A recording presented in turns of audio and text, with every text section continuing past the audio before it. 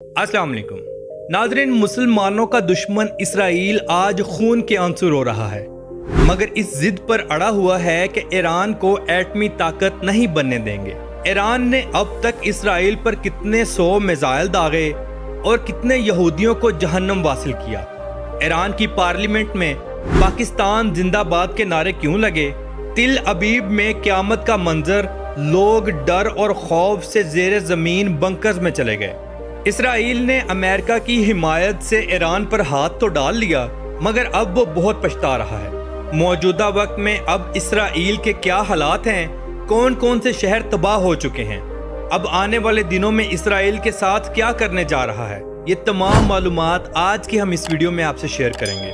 तो टाइम ज़ाया किए बगैर आज की वीडियो का हम आगाज़ करते हैं। इसराइल एक ऐसा मुल्क जिसने फ़लस्तीन की सरजमीन पर कब्जा किया और दुनिया की बदतरीन मुसलमानों की नस्लकुशी की। 22,072 मुरब्बा किलोमीटर वाला ये मुल्क हर दिन कब्जा करके अपने रकबे में इजाफा करता है। इसकी कुल आबादी 9.757 मिलियन यानी 97,57,000 के करीब है, मगर इसने मुसलमानों की जिंदगी को अजाब बना दिया है। इसराइल ने बेबस फ़लस्तीन पर हाथ डाला और अमेरिका की मदद से फ़लस्तीनियों पर इतना जुल्म किया कि उनको घरों से बेघर भी किया और लाखों की तादाद में फ़लस्तीनियों को शहीद भी किया। मगर अब इसने गलत जगह हाथ डाल लिया है। इसने ईरान को कमज़ोर समझा, मगर ये भूल गया कि आज से 1400 साल पहले भी इस सरजमीन पर मुसलमानों का राज था और आज भी है।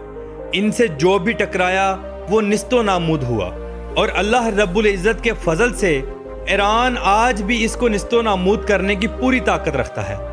नाज़रीन, दुनिया की सारी खुशियां मिलाकर देखी, मगर इसराइल की तबाही देखने का मजा ही कुछ और है। आपके इल्म में इजाफा करता चलूं, ईरान अपना दफाई सिस्टम शहर तेहरान से कंट्रोल करता है और वहीं से इसराइल में मिसाइल दागता है। जिस भी मुल्क ने इसराइल समेत ईरान पर हमला करना होता है वो शहर तेहरान में करता है। इसराइल लगातार तेहरान और कई दूसरे शहरों में मिसाइल फेंक रहा है और जवाब में ईरान भी पूरी कार्रवाई कर रहा है। अब तक की जो रिपोर्ट गूगल पर दिखाई जा रही है उसके मुताबिक 24 से लेकर 30 यहूदी जहन्नम वासिल हुए, मगर ये झूठ बताया जा रहा है। इससे कई ज्यादा लोग इसराइल में मर चुके हैं। इसराइल का कहना है कि ईरान ने हमारी 40 से ज्यादा साइट्स को टारगेट किया है। रिपोर्ट से पता चलता है कि इसराइल ने अब तक 200 से ज्यादा ईरानी मुसलमानों को शहीद किया, जिनमें ईरान के अजीम साइंसदान और फौजी लीडर भी शामिल थे। अब तक ईरान ने 370 मिसाइल इसराइल पर दागे, जिससे इसराइल तिल अबीब समेत बेशुमार शहरों का नज़ारा इंतहाई तबाही वाला था और ये अल्हम्दुलिल्लाह फ़लस्तीन के मुसलमानों की दुआओं का नतीजा है। आज इसराइल में एमरजेंसी नाफिज है। लोग ज़ेरे ज़मीन बंकर्स में छुपे हुए हैं। बेशुमार बिल्डिंग्स तबाह हो चुकी हैं। अब इसराइल के बेशुमार इलाके बिल्कुल गजा जैसे नजर आते हैं और इन सब को देखकर बहुत खुशी महसूस होती है। इसराइल के 2 शहर तिल अबीब और हाइफा, इन 2 शहरों को सबसे ज्यादा ईरान ने नुकसान पहुंचाया है। ईरान इसराइल पर 100 या 50 मिसाइलों से एक ही वक्त में हमला करता है, जिससे आप खुद अंदाजा लगा लें कि ईरान के पास कितनी वाफर मिकदार में एटमी हथियार मौजूद होंगे। इसराइल का डिफेंस सिस्टम अब नकारा हो चुका है। अब इसराइल की अवाम मर रही है और नेतन्याहू के खिलाफ होती जा रही है। इसराइल एक रिपोर्ट के मुताबिक रोजाना $725 मिलियन का नुकसान कर रहा है। इसराइल की माइशत तबाह होती नजर आ रही है और ये खुशी की बात है। नाज़रीन, मजे की बात यह है कि पाकिस्तान ने ईरान का खुलकर साथ देने का ऐलान भी किया है और इसराइल की इस गंदी हरकत पर गुस्से का इजहार भी किया है। अफगानिस्तान की तालिबान हुकूमत ने कहा, अगर अमेरिका ईरान के खिलाफ कोई भी फौजी कार्रवाई करता है तो हम ईरान के साथ हैं और मिलकर अमेरिका और इसराइल का मुकाबला करेंगे। और ये बहुत बड़ी और खुशी की बात है। ईरान की पार्लियामेंट में पाकिस्तान जिंदाबाद के नारे भी लगाए जा रहे हैं, हत्ता कि ईरान में पाकिस्तान के झंडे भी लहराए गए हैं। ایران کے پاس جو میزائل ہیں دنیا اس سے بہت خوفزدہ ہے۔ ایران کے پاس 6125 کلومیٹر فی گھنٹہ سے لے کر 17151 کلومیٹر فی گھنٹہ تک سفر کرنے والے میزائل موجود ہیں، جن میں سیجل، خیبر، عماد، شہاب 3، غدر، پاوا، فتح 2، خیبر شکن اور حاج قاسم سر فہرست ہیں۔ اسرائیل نے ایران کے سپریم لیڈر آیت اللہ خامنائی کو اب قتل کرنے کی دھمکی دی ہے، مگر اسرائیل یہ بھول رہا ہے کہ اگر ایسا ہوا تو انشاءاللہ ایرانی مسلمان یہودیوں کو کچا کھا جائیں گے۔ صدر ڈونلڈ ٹرمپ نے ایک بیان میں کہا ہے کہ تہران کے لوگ تہران کو چھوڑ کر ایران کے دوسرے علاقوں میں چلے جائیں، جس سے یہ صاف ظاہر ہوتا ہے کہ ڈونلڈ ٹرمپ کا بیک پر پورا ہاتھ ہے اور یہ جنگ ڈونلڈ ٹرمپ کے کہنے پر ہی کی جا رہی ہے۔ ایران نے اسرائیل کے F-35 طیارے بھی تباہ کیے ہیں۔ تہران نے پہلی مرتبہ سپر سونک بلاسٹک میزائل بھی اسرائیل پر داغا ہے، جس سے بہت زیادہ تباہی ہوئی ہے۔ لوگ جہنم واصل ہوئے ہیں، پورے اسرائیل میں خطرے کی گھنٹی بجا دی گئی، لوگ زیر زمین بنکرز میں بھاگ گئے اور رونے لگے۔